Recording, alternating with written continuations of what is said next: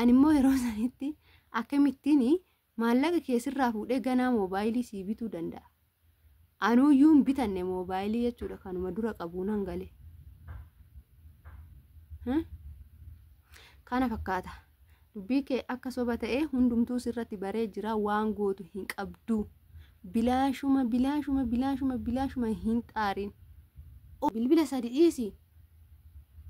Maal siin jedhu erfoonii gurraa hin beektaa miti. Ishii takka na biraan qabdu. Riyaala 8 na biraa qabu. Riyaalli keetirree narratti galuu hin danda'u. Akkanuma waan hin jirre haasoftee waan hin jirreen maqaballeessii miidiyaa irratti maqaa nama.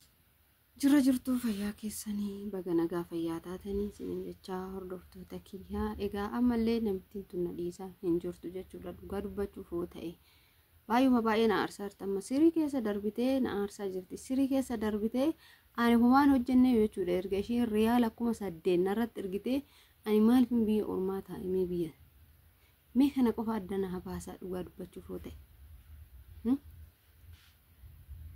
Moo kan nama biraatti irratti ergitee anarratti waan ergite wayii sitti fakkaate. Anarratti waan ergite wayii sitti fakkaatinna. Mee of yaadadhoo dogoggoritti taatu akka kootisitti jechuudha.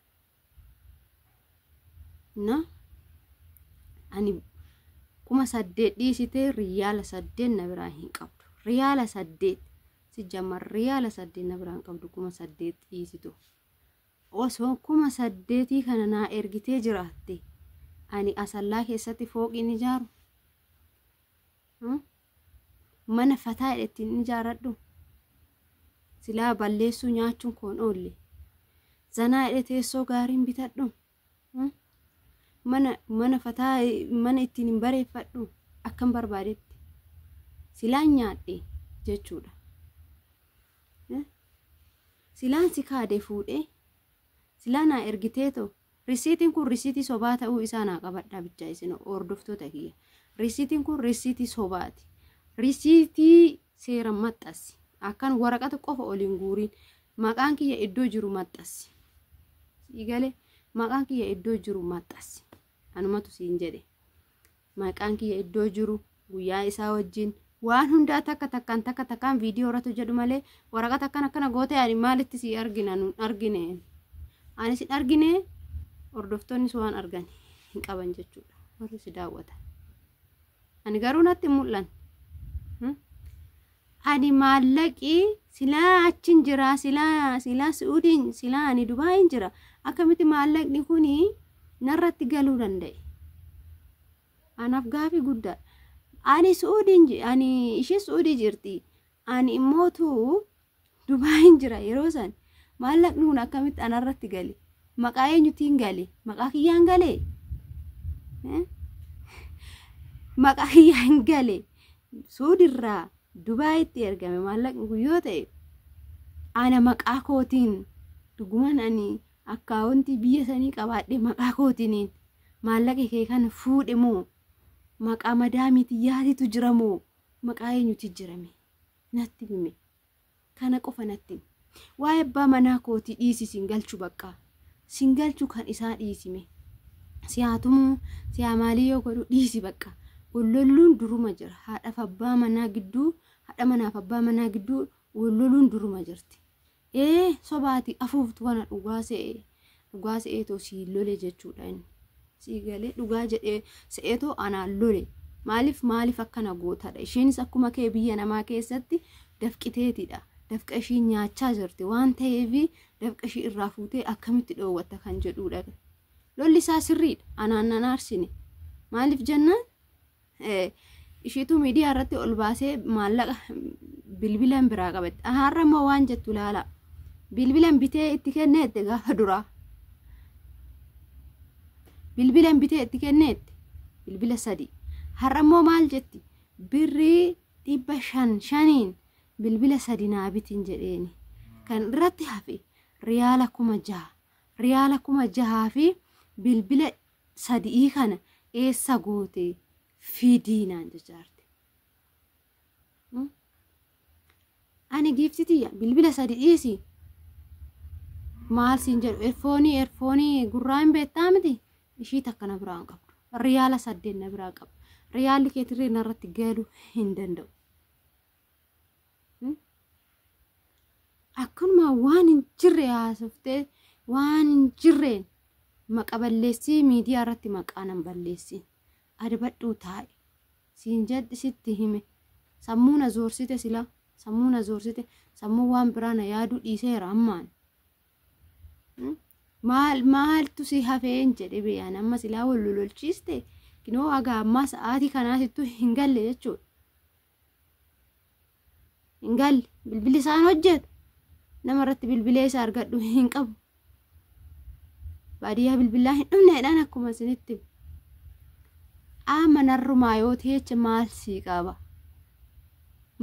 qaba maalidha rakkoon kee maalidha eessatti natti kennite bakka natti itti kennite hin jiru osoo fakkeenya fi ergan Itoophiyaa galee narratti ergite ta'e haa ta'u Itoophiyaa ergan galee jechaan jirtu ishiin kan jechaa jirtu yoodhaan Dubaayee jiru ishii Suudii jirtu maallaqni maqaa eenyutti hin gala ani akkaataan itti hojjechaa ture tanaan durallee himeen jira ani ikaamaa maleen ofiifuu biyya namaa keessa dalagaa ture ikaamaa malee dalagaa ture tanan yeroo dhiifamaa sana akkan gale hunduu na beeka dubbadheen ture jechuudha tanaan durallee kana hundaa maalumaaf sobdeetu jireenya koo jeexxaa hasiin jedheen situ muudidee jette haana tumee na tumu baatee isallee ati gorsuu heddaaree isallee ati gorsuu heddaa tanaan dura waan hin jirre naan jedhe akkana naan jedhe keessummaa kiyya siraatan naasimattu jedhe maaliyyoo kiyya siraatan naasimattu jedhe buna udaffistu akkana jette waan hin taane haasofte daabboo isa duuba muratti jette waan barbaa waan garaa keetii qabdu waan tanaan dura taazabdee dadhabde gadi baastee mitiire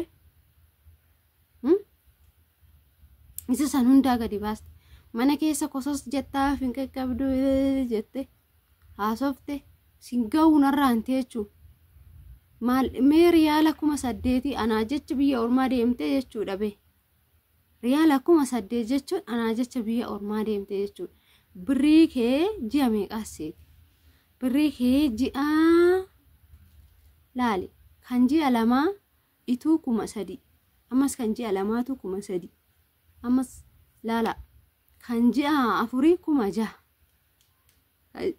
gara maallaqni ishii kan ji'a 6 olitu natti kennite jechuudha kana hunda maaliif gocha natti kennite ani eenyudha kanan manazzareetoo namatti birrii sii kennu ani eenyudha oduwaatumtuu dhuguma dhugaatu natti kennite ta'e dhuguma dhugaatu isuma kan natti kennan ta'eeti maallaqa namaa fuudhee galee biyyatti sharafee gana abbaa ittiin ergasanii nan kenna ani fudhadhu jechuudha waan akkana dhugaan isiniin jedha waan akkana hin fudhadhu yaa oto miti riyaala Suudii dirhamu maayyuu osoo namni natti kennate mana zarisiisitu maatiidha yookaan haadha tiyyanaa kenninaan jedhe ifuudhu jechuudhaani maallaqa kanaafuu hordoftoota kiyya akka ishii sobaa jirtu sinii galanatti fakkaatee jira garuu sobaan jireenya namaa jeequuni bu'aa maal qabu bu'aa tokko hin qabu jechuudha sobaan jireenya namaa hin jeeqin jeeqteerta laman jeeqtu jechuudha harabba manaan koo gaafa ani riyaala 8,000 si dhoowwadhu kana hoo dhagaye maal jedha me maal jedha riyaala 8,000 jechuun asibiisti xiqqishumarree yaadime riyaala 8,000 natti kennite silkii bitee silkiin sunis hin galle jechuudha akkati jechaa jirti kana hoo gaafa dhagaye hoo maal jedha ammallee akkuma gaafa duraa sanitti si amanaa jechuudha ka akkuma gaafa dura si amanee ani fi isa walitti buustee addaan baane xilaanni keenya addaa yaa ba'ushi si xilaanni keenya tokkoffaan jidduu keenya kan deeme walitti nu naqaa jiru kan maqaa isaa lafan goone kan waa'ee badii kiyyaa malee waa'ee tola kiyyaa hin haasofne achumatti narraa dhaabbadhu adara risiitii kanaa miti risiitii maqaa kiyyaa wajjiniin hoo kan achitti ergame ta'e yookaan ergangalees ergame ta'e hunda isaatu risiitii ergi. Ani immoo bilbili 500 jammar hin jiru Dubaay keessa bilbili 500 jiraatullee bilbila akkasii sana ni biteetoo hin galu osoo ta'ellee. Maaliif saniinuu ani tasangaluu danda'e tasangaleeyyu osoo ta'ellee osoo itti yaadin kun akkamitti ta'eetoo maallaqni hunda bira ga'uu danda'e. Iyyaanne anitti tasumallee har'a ka'ii deemii naan jennaan ka'ee tan dhaqee hin baasii dhaqe. Isaan gaafuma san barartiyyuu na se'aniiti shaanxayyuu hin bitanne ani wanni makiinaa jechuudha. Dabbaa makiinaa isa sannaa bane jechuudha. Namichi baneennaan maaliif bantee jedheen gaafadhe. Jennaan shaanxaa kee fidadhu naan jedhe. Ani shaanxas hin bitanne hin qophoofne gana waanitu sirreeffadhutu jira. Isa sana sirreeffadhan jedheen jechuudha guyyaa san. Eessatti sirraaffatte jennaan hin baasin deema amma hin baasii nageessin jedhe. Tole jedheet fuudhee hin baasiidhaan nagahee yoo deebitullee kana jettee deebita jedhee naa kennee jechuudha. Lookeeshinii naa kennee hin baasiidhaan nagahee na biraa gara hojii isaa deeme jechuudha namichi. Ani kaa torbee kana keessatti fixadhe ati eessa fuutee maallaqa kana hunda irratti galchuu dandeesse? Torbee takkaayyuu hin guunne dafeetiin jechuudhaani kanani xumuradheetoo biyya san keessaa ba'uu danda'e. Kana keessa cinqii kana keessa rakkoo kana keessa otoo hin jiru akkamitti maallaqa kee immoo sirraa fuudhuu danda'e? Haga barbaaddellee na amani kun dubbii sobaati. Haga barbaaddellee na amani osoo nan cinqii san keessa jiru osoo nan yaaddoo san keessa jiru ofiifuu galaalaat akkamittiin gal akkamittiin xumuradhu wantoota akkasiisantu na mudate jechuudha yeroo sanitti. Ani immoo yeroo sanitti akkamittiin maallaqa kee sirraa fuudhee ganaa moobaayilii sii bituu danda'a. Anuuyyuu hin bitanne moobaayilii jechuudha kanuma dura qabuun hangale.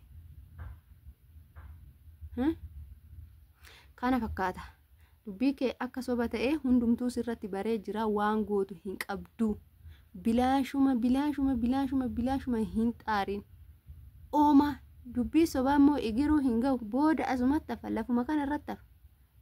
Laali asii achi hin tarkaaffattu dubbii sobaa ammaaf immoo waan barbaaddu san argachuu dandeessa ta'a hin beekamu. Wallolli keenya kun illee si gammachiisuu danda'a hin beekamu.